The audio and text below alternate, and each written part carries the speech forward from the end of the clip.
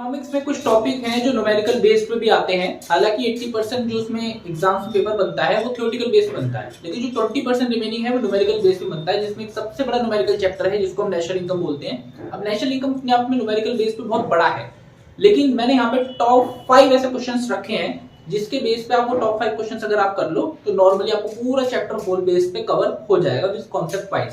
तो चलिए ज्यादा बातें ना करते हुए क्वेश्चन की शुरुआत करते हैं। पहला क्वेश्चन स्टार्ट करते हैं। तो चलिए नेशनल इनकम के क्वेश्चंस को स्टार्ट करते हैं। सबसे पहला क्वेश्चन यहाँ पे आता है कैलकुलेट जीडीपी डिफ्लेटर, जिसमें आपको कुछ ईयर दे रखे हैं, ईयर 2014, 15, 16 और 17। नॉमिनल जीडीपी दे रखा है 6.59, रियल जीडीपी दे रखा है 6.5, 7.2। Then you have to find GDP deflator. तो सबसे पहले आपको फाइंड करना है 2014 के बेस पे, तो जिसका फॉर्मूला है nominal GDP upon real GDP. तो क्या फॉर्मूला है? Nominal GDP upon real GDP into 100। तो अगर आप यहाँ पे चेक करेंगे nominal GDP upon real GDP कितना है 6.5 अपॉन 6.5, तो 6.5 अपॉन 6.5 इनटू 100, तो कितना आ जाएगा? 1 से 1 कटा 1, आंसर क्या है? 100। ऐसे ही सेकंड का निकलेगा nominal GDP upon real GDP, तो कितना आ रहा है? 9 upon real GDP 7.2 into 100, then the answer would be 100 and something like 125 के approx you have to be calculate. Okay, the next question आता है calculate NDPFC price per unit दे रखा है, आउटपुट सोल्ड दे रखा है, एक्साइज ड्यूटी दे रखा है, कंजम्पशन ऑफ फिक्स्ड एसेट दे रखा है, चेंज इन स्टॉक दे रखा है, single use of production goods दे रखे हैं आपको 6000। ये सिंगल यूज ऑफ प्रोडक्शन का मतलब है वो गुड्स जो एक ही बार इस्तेमाल किए गए हैं, जिसको आप इंटरमीडिएट गुड्स भी बोलते हो। तो आपको यहाँ पे एनडीपीएफसी निकालना है। एनडीपीएफसी ही नेचुरल नेशनल इनकम होती है, बहुत इजी है यहाँ पे तरीका। एनडीपीएफसी से पहुंचने से पहले आपको जीडीपीएमपी निकाल लेना है। अब बात यह है कि यहाँ पे जीडीपीएमपी निकालने का भी कोई तरीका दे नहीं रखा, तो किया क्या जाए? देखो जीडीपीएमपी, इसका भी एक तरीका है, बहुत सिंपल है। ये क्या बोलता है जीडीपीएमपी कि आपके देश में कितने गुड्स प्रोड्यूस हुए हैं। जीडीपीएमपी gross domestic product at market price, ठीक है। तो कितने गुड्स प्रोड्यूस हुए हैं, प्रोड्यूस्ड माइनस इंटरमीडिएट, जितना भी हुआ है उसे माइनस कर देना इंटरमीडिएट गुड्स को। तो प्रोडक्शन कितने का हुआ है? 20 इंटू 1250, कि 20 रुपए का एक गुड्स है, उसकी मल्टीप्लाई कर दी गई है 1250 से।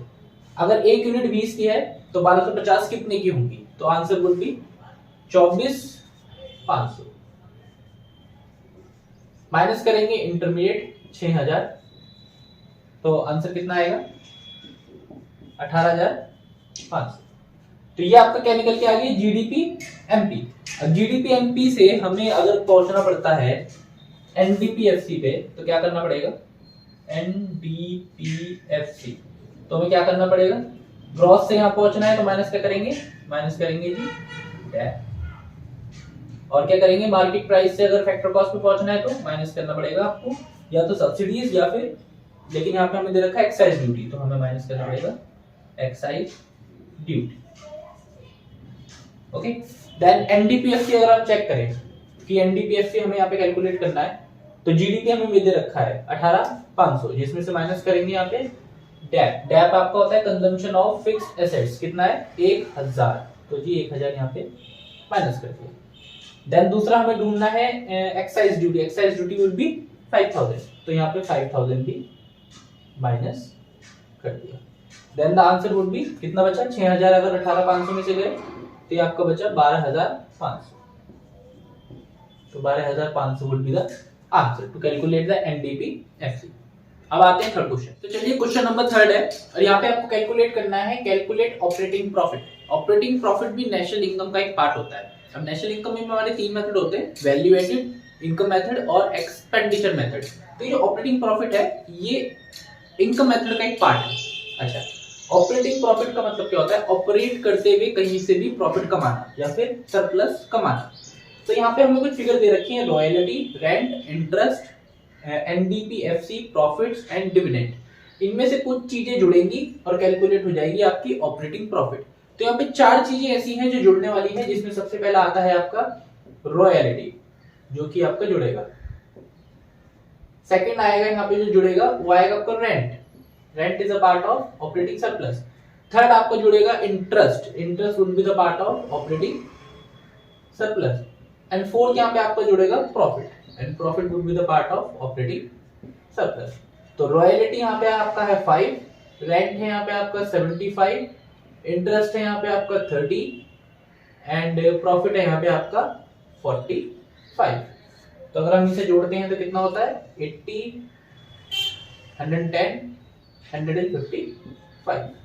तो 155 amount is to calculate the operating surplus. तो चलिए आते हैं फोर्थ क्वेश्चन पे, शुरू करते हैं फोर्थ क्वेश्चन। फोर्थ क्वेश्चन थोड़ा सा बड़ा है लेकिन इजी है, दिखने में ऐसा लगेगा कि थोड़ा टफ है, लेकिन इसका एक कॉन्सेप्ट अगर हम जान लेंगे तो ये इजी लगने लगेगा। तो सबसे पहले समझते हैं करना क्या है, कैलकुलेट करनी है हमने यहाँ पे मिसिंग वैल्यू, एंड वो मिसिंग वैल्यू का नाम क्या है, गवर्नमेंट फाइनल कंजम्पशन एक्सपेंडिचर जो कि खर्चा है, and mixed income of self employed. ठीक है, तीन मेथड थे, वैल्यू एडेड, इनकम मेथड और एक्सपेंडिचर मेथड। ये एक्सपेंडिचर मेथड से निकलेगा और ये इनकम मेथड से निकलेगा। ओके, तो यहाँ पे हमें क्या क्या चीजें गिवन है, national income, gross domestic capital formation, government final consumption expenditure, mixed income of self employed, net factor income from abroad, indirect taxes, profit, wage and salary, net export, private final consumption expenditure, consumption of fixed capital, operating surplus. Then we have to calculate EZD. Then we have to calculate first mixed income of self-employed. अब देखो क्या लिखा है, income लिखा है, clear है। अब income और यहाँ पे भी क्या दे रखा है, इनकम। तो मिक्स्ड इनकम होती क्या है, मिक्स्ड इनकम वो इनकम होती है जो सारे फैक्टर्स को जोड़ के बनती है, जैसे वेजेस, सैलरी, प्रॉफिट, इंटरेस्ट, ये सब मिलके बनती है। वो भी किसके लिए, सेल्फ एम्प्लॉयड। सेल्फ एम्प्लॉयड मतलब किसी बंदे ने खुद का काम शुरू कर रखा है तो उसकी इनकम होती है सेल्फ एम्प्लॉयड। अच्छा, अब सिंपल सा एक लॉजिक लगाना है, ये जो बड़ी इनकम है, नेशनल इनकम सबसे बड़ी है, इन सबसे बड़ी है, इस बड़ी इनकम में से जितनी भी छोटी इनकम है उसे माइनस कर देते हैं, तो जो उसका बैलेंस अमाउंट बचेगा वो क्या बचेगा, mixed income of self employed. For example national income यहाँ पे आपको दे रखी है 71,000, क्लियर। ओके, क्या ये हमारी इनकम है, ग्रॉस डोमेस्टिक कैपिटल फॉर्मेशन? नहीं, ये इनकम नहीं होती।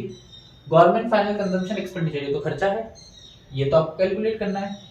Net factor income from abroad, हाँ जी इनकम लिखा है, तो क्या है, सारी इनकम्स को माइनस करना है, माइनस कर देते हैं कितना, 1000, net factor income from abroad. Okay, hello, profit, profit income नहीं होती, प्रॉफिट एक बिजनेस से जनरेट होने वाला ऑपरेटिंग सरप्लस का पार्ट होता है। Okay, wages and salary, yes income होती है, wages and salary would be 15,000. then net export नहीं, private consumption, private final consumption expenditure खर्चा है, ये भी नहीं, consumption of fixed capital ये भी नहीं, operating surplus, yes operating surplus। तो कितना आ गया 30,000। अब 71,000 में से आप ये माइनस करेंगे तो रिमेनिंग अमाउंट कितना बचेगा 25,000। तो ऑपरेटिंग सरप्लस कितना आपका, sorry mixed income of self employed कितना आपका यहाँ पे 25,000। ओके, ये तो हो गया आपका फर्स्ट वाला पॉइंट। अब आ जाओ नेक्स्ट पे, सेकंड वाले। तो सेकंड वाला क्या करना है, सेकंड वाला भी सिंपल है, इनकम के बेस पे जितने भी खर्चे हैं वो माइनस कर देंगे, जो रिमेनिंग रह जाएगा बैलेंस वही आपका क्या रहेगा, government final consumption expenditure. Income कितनी है, इनकम है यहाँ पे आपकी 71,000, ठीक है। तो पहला क्या है, ग्रॉस डोमेस्टिक कैपिटल फॉर्मेशन, क्या ये खर्चा होता है, हाँ जी होता है, माइनस कर देते हैं 1000। ये तो आपको कैलकुलेट करना है, ये भी कैलकुलेट करना है, ये क्या है, इनकम है, ये नहीं आएगा। कौन कौन से आएंगे, खर्चे आएंगे, क्योंकि क्या कैलकुलेट कर रहे हैं, government final consumption expenditure. Income में से जितने भी रिमेनिंग खर्चे वो माइनस कर देंगे, जो बैलेंस बच जाएगा वो क्या बचेगा, गवर्नमेंट फाइनल कंजम्पशन एक्सपेंडिचर, ठीक है। इनडायरेक्ट टैक्सेस, यस खर्चा होता है, भारत सरकार को जब हम टैक्स देते हैं तो आपका खर्चा होता है। प्रॉफिट नहीं है, वेज एंड सैलरी हो चुका। Net export, yes net exports 5,000। Okay, private final consumption expenditure, yes 40,000। Okay, consumption of fix capital, yes 3,000। अब इसमें से 1 2 3 4 5 ये सारी चीजें जब आप लेस करोगे तो आंसर वुड भी आएगा 20,000। तो ये 20,000 क्या है, ये 20,000 है गवर्नमेंट फाइनल कंजम्पशन एक्सपेंडिचर। एक बार फिर से इस चीज को समझते हैं, जब भी आपको मिक्स्ड इनकम निकालना है मिसिंग वैल्यू में, तो जो भी इनकम दे रखी है रिमेनिंग इनकम्स को माइनस कर देना है, बची हुई इनकम मिक्स्ड इनकम होगी। अगर आपको खर्चे के बेस पे निकालना है तो जो इनकम दे रखी है रिमेनिंग खर्चे माइनस कर देने हैं, जो बची भी होगी वो खर्चों की होगी। तो क्वेश्चन नंबर 5 बहुत इजी है लेकिन बहुत इंपॉर्टेंट भी है। कैलकुलेट करना है आपको ऑपरेटिंग सरप्लस या फिर डोमेस्टिक इनकम। अब ये जो ऑपरेटिंग सरप्लस है ये 4 चीजों को मिलकर बनता है, कई बार 3 चीजों को मिलकर बनता है।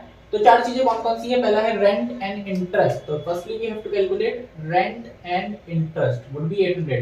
देन उसके बाद इनडायरेक्ट टैक्स इसमें नहीं आता, आता है कॉर्पोरेट प्रॉफिट टैक्स, जिसका इन्होंने दे रखा है कॉर्पोरेशन टैक्स। इसको फुल में बोलते हैं कॉर्पोरेट प्रॉफिट टैक्स। कितना है? 460। देन उसके बाद आता है इसमें डिविडेंड, डिविडेंड कितना है? 940। देन उसके बाद आता है अनडिस्ट्रीब्यूट प्रॉफिट, कितना है यहाँ पे?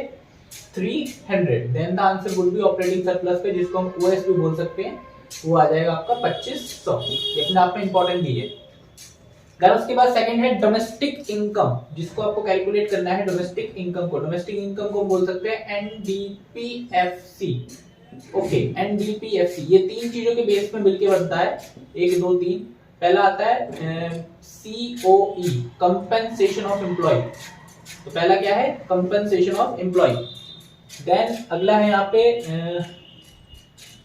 मिक्स्ड इनकम MI, और लास्ट है यहाँ पे आपका ऑपरेटिंग सरप्लस। ये 3 चीजों को जब आप जोड़ते हो तो एनडीपीएफसी बन जाता है इनकम मेथड के थ्रू।